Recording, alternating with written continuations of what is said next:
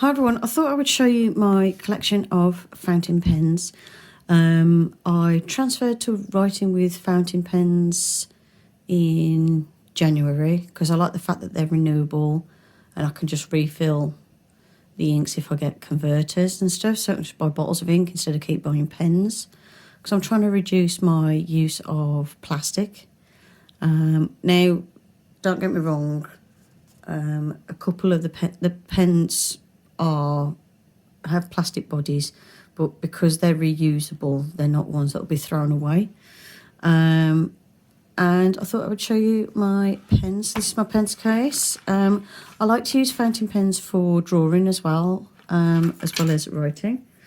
So first of all, I've got this one.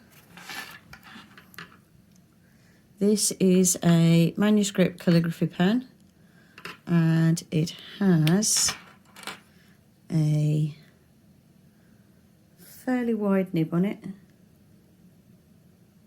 It's like I'll tell you in a second. I can never remember off the top of my head.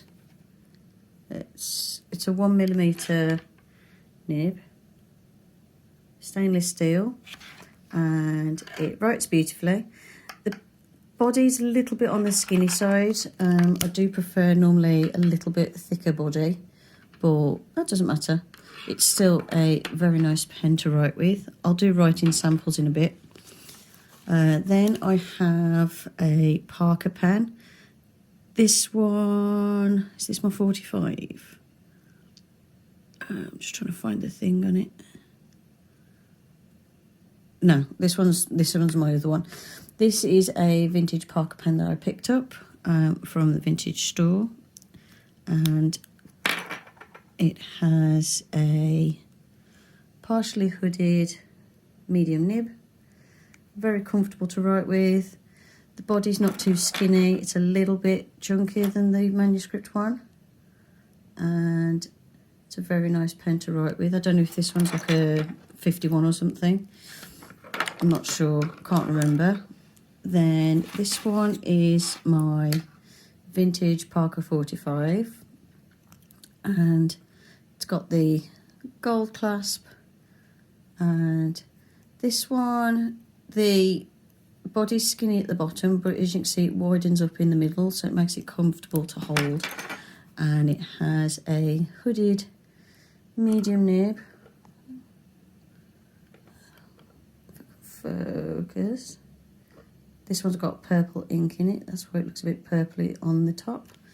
And another one that's very comfortable to write with, but I've never had a problem with Parker pens. I used to use them when I was at school, because in my day, when you got a pen licence, as it were, at school, we all wrote in fountain pens. They don't tend to do that now. This one's a modern Parker Jotter fountain pen with a aluminium body, and it's got a medium nib.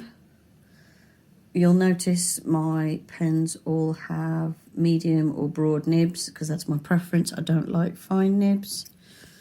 I have got some fine nib ones for drawing, but for writing I need medium. This one's vintage Parker 25, and it's got a medium nib, and it's like a wraparound nib, and is very comfortable to write with.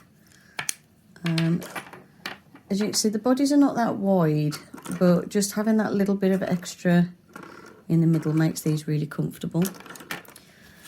Then I've also got a vintage W.H. Smith's fountain pen. This one's skinny, and it's got a fine nib, so for me it's not comfortable to write with, but it's lovely for drawing with.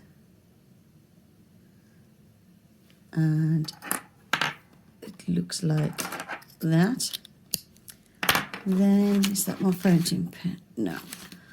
Then I have two pens which I've got in my notebook for work. Let me just unclip them. So this one's a Zila calligraphy pen with a, what's the nib on this is approximately 1mm or a bit bigger.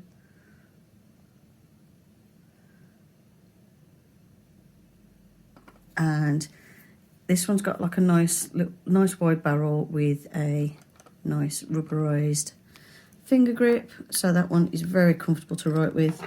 Hence the reason why that one is on my notebook for work. I write with that one. And then my other favourite one is this older manuscript calligraphy pen. It's got a 1mm nib and is very, very comfortable to write with. It's got a nice triangular section to the grip that you hold with your fingers. It just fits really nicely in the hand, and there's enough space for the cartridge that's in it and a spare. I do want to use a converter with this, but I'm using it in another pen at the minute, so that's why I'm not using the converter. But I've got some cartridges that came with the pen, so that's my manuscript one. This one's my other favourite one, which I use a lot at work as well. Then I have got some fountain pens that are in my pen box, but they're not currently inked up. One matches this vintage mechanical pencil, but again, I'm not using it at the minute, so I'm just talking about the ones that I've actually got inked up at the moment. My other ones are, I've got some cheap calligraphy ones, which are different colours and different sizes, but I'll show you just these for now. So let's do a writing test so I can show you. Okay, so this one is the manuscript calligraphy pen with a 1mm nib and black ink. If you're wondering about the cartridges, I'm just using up the ones that it came with. But what you can do is, once you have used the cartridge, you can use a syringe and just refill the cartridge with the bottled ink, because that's what I do. Then I've got the Zila one. So this is the Zila calligraphy pen with a 1mm nib and black Waterman ink. And this one writes broader than the manuscript one, but I really like pens that write broad. I find them very comfortable to write with, especially for work. This one is the manuscript calligraphy pen with a 1mm nib and black manuscript ink. So I'm actually using the ink that came with the cartridge, because this one's a fairly recent acquisition. Then this one is, I don't know if this is my Parker 51 or something like that. So this is the Parker 51 maybe, with a medium nib and black Parker ink. Okay. Obviously these ones, the ones with the 1mm nib, they're more like broads.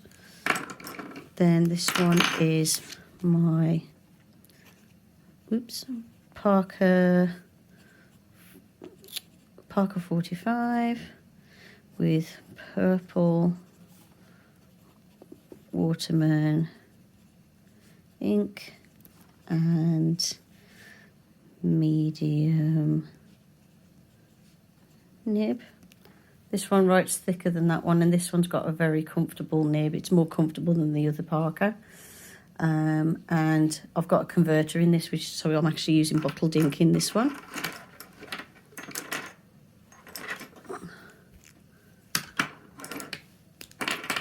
This one is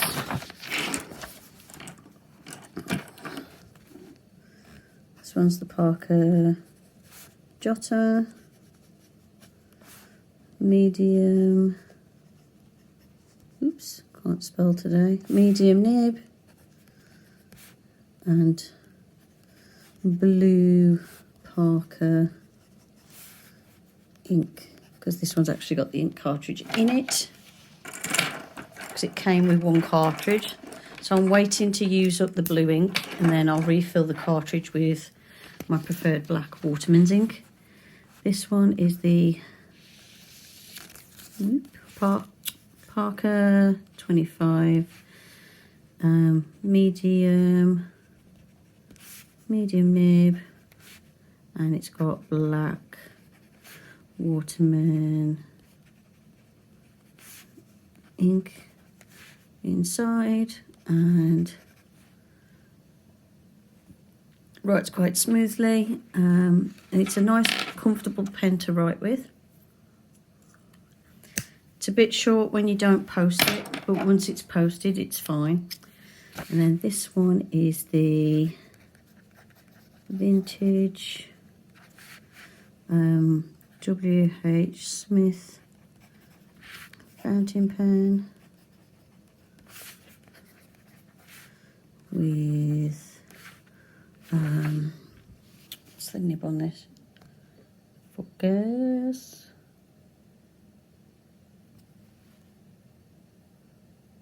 I'm not sure.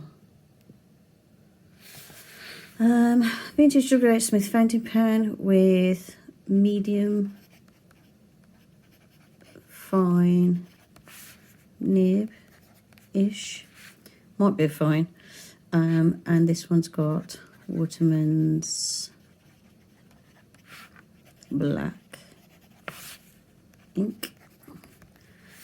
It's quite comfortable to write with, but not for like writing large amounts. I find the skinny barrel makes my thumb ache after a bit. So that is my Parker pens and other fountain pens that I've got currently inked up. So that's what they look like. I prefer the look of the manuscript and the I prefer the look of my writing with the manuscript and the Zila ones, and they're very comfortable to write with. So those are the ones that are like my everyday carry.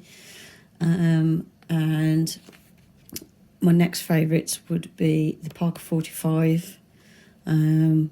But I use black ink at work, so I need to change the ink when the purple runs out. But I'm not going to waste the purple ink that I've got in there. It's purple Waterman's ink with a converter, so all I've got to do is, once I've used up the ink, is wash out the converter and put black in it, and then I'll probably use my Parker 45 for work. And then good old Parker Jotters. The one I used to write with at school was a Parker Vector. And then some of my friends had the Parker 25, because this one is from late 80s, early 90s. This one, I think, is also from about the 80s, something like that.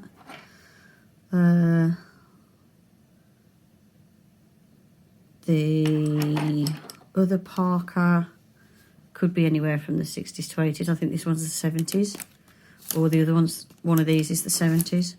Oh, let me see if I wrote it down anywhere in my ink testing.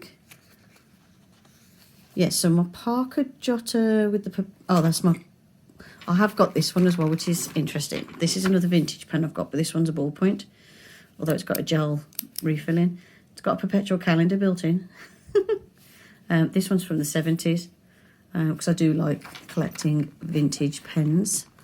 I don't have many biros, but the ones I do are vintage. Let me have a look, because I normally write down when I test the pen. Yeah, so the Parker 25, that's from the 80s. I remember them at school, and I was at school in the 80s.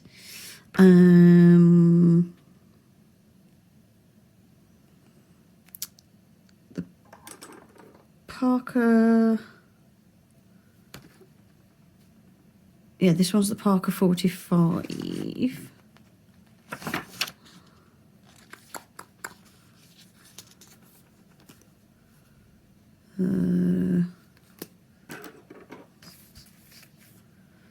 Yeah, circa 1987 for this one.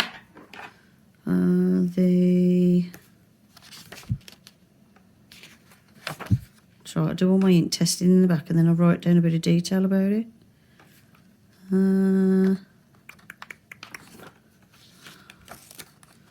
This is my others that I've got, which are the calligraphy pens in different thicknesses. So that's where I tested those. Give me a clue. I'd have to Google it for Parker 45 when it come out. I think it's about 70s or 80s, so possibly 70s.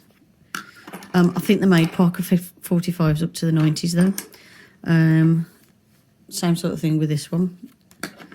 WH Smith one, I think that's 90s, and then these two are modern pens, and so are these two. They're modern. So yeah, let me have a look. WH Smith, Parker 45.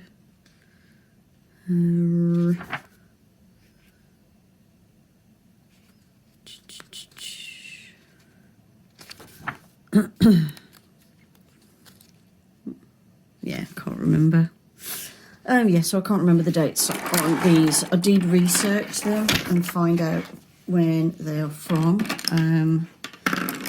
But they're all vintage, so like they're at the latest they're 90s, and then this one's a 2022 approximately, because I bought it last year. So yeah, that is my fountain pen collection.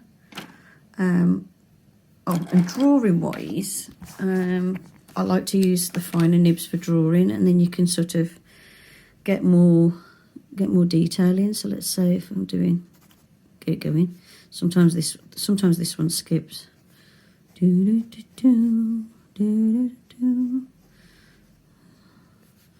So let's say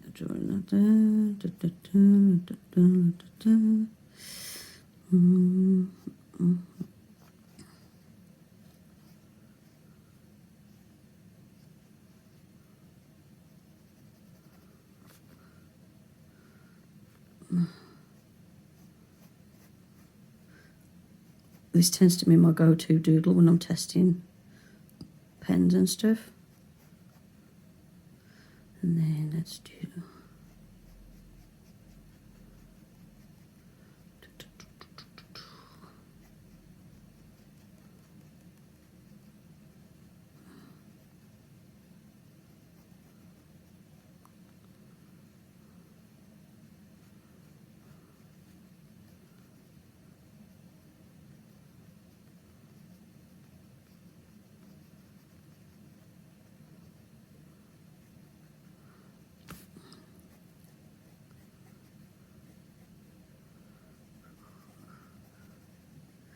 I like how you can press lightly and then you can go over and press to get darker lines, like so. And then it's just...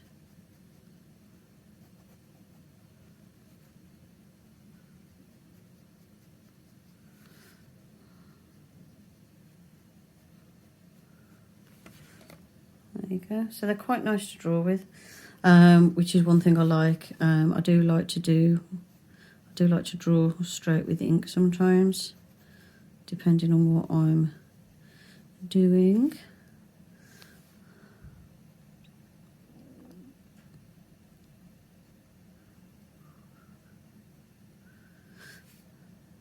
There you go, just a little example. So yeah, that's my fountain pen collection. Hope you enjoyed the video. Thanks for watching, and I'll see you in the next one. Oop, I'm blurry. So yeah, that is my fountain pen collection. Hope you enjoyed the video. Thanks for watching, and I'll see you in the next one. Bye for now.